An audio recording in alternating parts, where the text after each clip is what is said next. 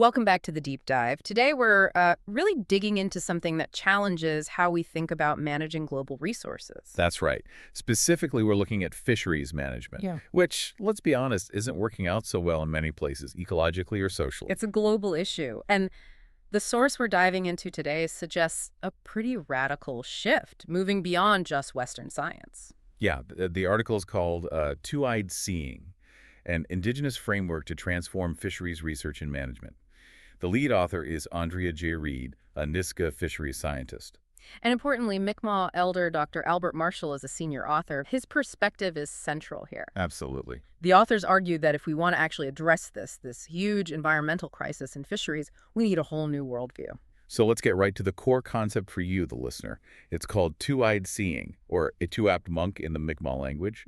Elder Dr. Albert Marshall defines it beautifully. He says it's learning to see from one eye with the strengths of indigenous knowledges and ways of knowing, and from the other eye with the strengths of mainstream knowledges and ways of knowing. And, crucially, to use both these eyes together for the benefit of all. Exactly, both eyes together. And that right there is a fundamental break from the status quo. How so? What's the usual approach it's breaking from? Well, conventional fisheries management, it's largely built on a, let's say, Eurocentric, very specialized way of thinking.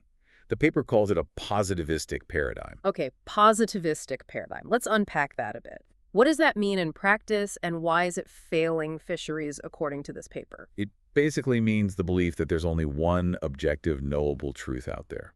And, the only way to get at that truth is through specific kinds of science, usually quantitative, measurable stuff. Right, hard numbers. Hard numbers. And this leads to what the authors call a command and control approach to managing resources.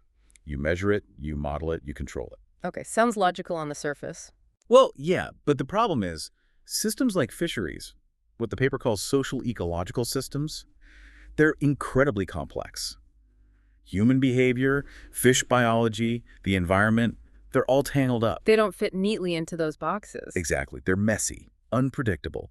And that single lens command and control approach, it just can't really handle that complexity. We need more perspectives. We need multiple ways of seeing reality. It seems obvious then, doesn't it? If one way isn't working, bring in others. But the paper is very careful about how we bring in Indigenous knowledge, or IK. They argue against just integrating it. Why? Yeah, they're quite critical of terms like integration or incorporation, because in practice, those words often just mean assimilation. Assimilation. How so? It means you take indigenous knowledge, you maybe pull out a few useful data points, like, say, where fish used to be caught, and you slot those points into the existing Western scientific model. Ah, so you're just using bits of IK to prop up the existing system. Precisely. The result is Western science gets reinforced, maybe slightly improved on its own terms, but the indigenous knowledge system itself gets reduced. It becomes just data shorter. It loses its context, its own worldview. So the goal isn't making IK serve Western science. It's about letting them stand side by side. Exactly. Plural coexistence. That's the term they use. Two knowledge systems operating in parallel, each valid in its own right. It challenges those old, unhelpful divides, What divides are those? The idea that Western science is purely quantitative, factual, reductionist, written down, while indigenous knowledge is qualitative, anecdotal, holistic, oral. The paper says, look, that's a false dichotomy, and there's no inherent hierarchy. One isn't automatically better. Okay, that makes sense. Now, you mentioned this framework, two-eyed seeing, has parallels in other indigenous cultures, like the Maori concept. But you also said this one has something distinct. Yeah, what really sets Etuap Monk apart, according to the paper, is its explicit action imperative. An action imperative, what does that mean? It means it's not just about understanding things from two perspectives. It's about the idea that gaining knowledge actually transforms you, the knower. And with that transformation comes a responsibility to act on what you now know. So knowledge isn't passive. Not at all. And this action is grounded in another Mi'kmaq concept, Natukalunk, which is it's about ensuring well-being today, but in a way that doesn't compromise the environment or the well-being of the next 7 generations. Wow, 7 generations. That's a very different time scale than typical quarterly reports or election cycles. Completely different. It builds sustainability right into the framework itself. Okay, so the concept is really compelling, but how does it actually work on the ground? The paper looks at this, right? Through case studies. Yes, exactly. It presents 3 Canadian case studies to show how two-eyed seeing can be applied in practice. specifically how it helps to co-develop research questions, how it helps document and mobilize different kinds of knowledge, and maybe the hardest part, how it can move towards producing actual decisions and policies. Let's walk through them. Case study 1. Okay, first one is the Slave River Delta. Here, the main issue was community concerns about the river's health, likely due to upstream dams and resource extraction. And the challenge was how to frame the research questions in a way that respected both community knowledge and scientific methods from the start. Right. They needed a neutral ground, so they used something called participatory modeling with Bayesian belief networks, or BBNs. Okay, BBNs. It sounds technical, but what did it allow them to do? Think of it like a way to map out probabilities together. It lets scientists and community members build a shared understanding of how different factors might influence an outcome, like fish health. It's seen as a more power-neutral way to combine different inputs. So they brought together indicators from both systems. Yep, 41 indicators in total. Things like water turbidity measured in nephelometric turbidity units, that's the Western science side, Okay. paired with indigenous knowledge indicators like the physical appearance of the water or fish aesthetics, how the fish looked and felt. And what did they find when they compared these? This is where it gets really interesting. The Western science indicators generally rated the ecosystem health as moderate, but the indigenous knowledge indicators, they consistently came back as low. Ah, so a clear divergence. A very clear divergence. And the implication is pretty profound. It suggests that indigenous knowledge systems, because they draw on observations over much longer timescales, generations, even might actually act as early warning systems. Picking up on subtle changes that short-term scientific monitoring might miss. Exactly. Detecting ecological shifts sooner. Okay, fascinating. What about the second case study, the Saskatchewan River Delta? Right, the Saskatchewan River Delta.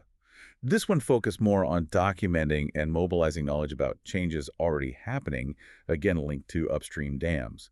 The key theme here was consilience. Consilience, meaning agreement. Yeah, agreement between different knowledge systems. They looked at three main sources of evidence: indigenous knowledge from elders and local harvesters, then historical archival records, and finally instrumental data scientific measurements. And did they find agreement? Remarkably high levels, actually. On some indicators, like negative changes in vegetation, they found up to 100% agreement across all three sources. Wow. That strongly validates the concerns. It does. But it also highlighted where IK was essential. For 6 out of 9 vegetation indicators, they looked at things like certain berries, specific flowering plants. Indigenous knowledge was the only source of information.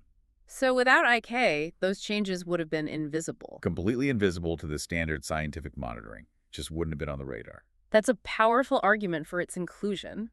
But interestingly, it also showed the value of disagreement or incongruence. How so? Well, for instance, indigenous knowledge holders reported poor water quality based on visible changes, smells, things like that. But the scientific instruments measuring specific chemicals against set thresholds reported the water as technically safe. Ah, that brings us right back to that philosophical clash, doesn't it? What counts as real or safe? Precisely. Western science might define safe based on hitting certain chemical numbers. Indigenous knowledge might define the problem as a change from a known healthy state, a disruption in relationship that signals something is wrong, even if a specific chemical isn't over a limit yet. And two-eyed seeing doesn't force you to pick one. No, it highlights both realities. It suggests that the caution raised by the indigenous knowledge perspective warrants action, regardless of the instrument readings. It respects that relational understanding of health. Okay. This leads us to the third case, which you said was maybe the trickiest, Unamaki, or Cape Breton Island, looking at the American eel fishery. Yeah, this one moves into the realm of actual policymaking under Canada's Species at Risk Act, Sarah. And this is where things got, well, complicated. What was the core tension? It was the clash of values and approaches. The Mi'kmaq approach to the eel fishery is deeply rooted in concepts like kinship, relationality, that long-term responsibility we talked about. Okay. And the government's approach? The government's approach, driven by Western science and bureaucracy, tended to prioritize things like standardized processes, compartmentalizing issues, focusing on economic benefits versus conservation as separate things. Very different worldviews trying to mesh in a high-stakes policy setting. Exactly. And the finding here was, well, pretty sobering.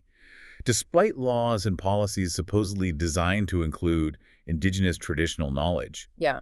the paper found very little evidence that Mi'kmaq knowledge and values were meaningfully included in the actual decisions being made about the eel fishery. So the mechanisms were there on paper, but not really in practice. Largely, yes. And it raises a really tough question. If you manage to build mutual understanding using something like two-eyed seeing, but that understanding doesn't actually change the policy outcomes because the power structures don't shift, then how consequential was that mutual understanding? That's a heavy question. What were the barriers cited? Government folks often mention logistical hurdles, timelines, processes, but the paper suggests the deeper issue was that history of unresolved distrust between indigenous communities and the colonial government system, a lack of political will to truly share power. Which perfectly sets up the bigger picture transformation the paper calls for. It sounds like it's not just about adding a new method, but a fundamental philosophical shift. Absolutely.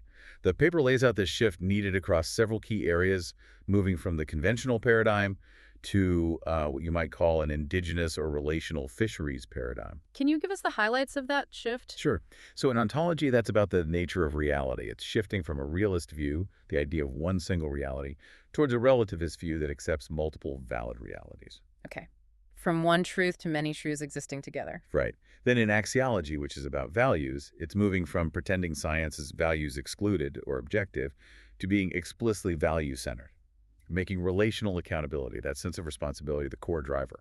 Instead of hiding the values, you put them front and center. Exactly. And maybe the biggest shift is in the overall worldview, moving away from seeing humans as separate from and controlling nature, a utilitarian view. Towards seeing humans as indivisible from nature.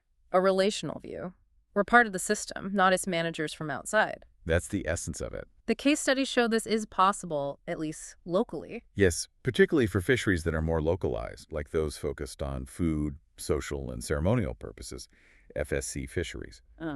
But the paper is also clear about the limitations right now. What are the big ones? Scale is a huge one. Applying two-eyed scenes effectively to large-scale commercial fisheries, especially for species that migrate across borders, think salmon, tuna, that requires coordinating across many different governments, different indigenous nations, the complexity just explodes. Yeah, I can see how that would be a massive hurdle. Definitely. But the authors argue the biggest barrier isn't actually the complexity or even a lack of awareness about these ideas anymore. What is it then? It's political. It comes down to the unwillingness of colonial government structures to genuinely share or relinquish power and to really work through that deep historical distrust. That's what prevents true co-management and co-governance from taking root. So it's not that we don't know how, it's that the political will and power dynamics block the path. Lack of time to build relationships, lack of incentives to change the status quo. And deeply entrenched political power structures. Those are the ultimate barriers identified. Still, the paper concludes that two-eyed seeing offers a legitimate path forward, right? A decolonial approach. Absolutely. Okay. It's presented as a valuable, process-oriented way to tackle these really complex, wicked environmental problems. It's about fostering that mutual understanding, that co-learning. Isn't a blueprint you just copy? No, not a template. It's more like a commitment to an ongoing process. Yeah. A process focused on fulfilling our responsibilities to each other, to the fish, to the environment, and thinking about those next 7 generations. At Tukalimk. So the challenge the authors leave us with, you, the listener, is to think about applying this kind of action imperative in our own fields. Where are we relying too heavily on just one eye, one way of knowing, especially when dealing with complex problems? Yeah, think about the wicked problems in your own work or life. Where might a two-eyed seeing approach open up new possibilities? And they leave us with a pretty pointed final question. Yeah. Given that big crises often seem to be the only thing that forces real change, Yeah. are we basically just waiting for a total global collapse of fisheries before we find the courage to step away from the familiar, comfortable status quo?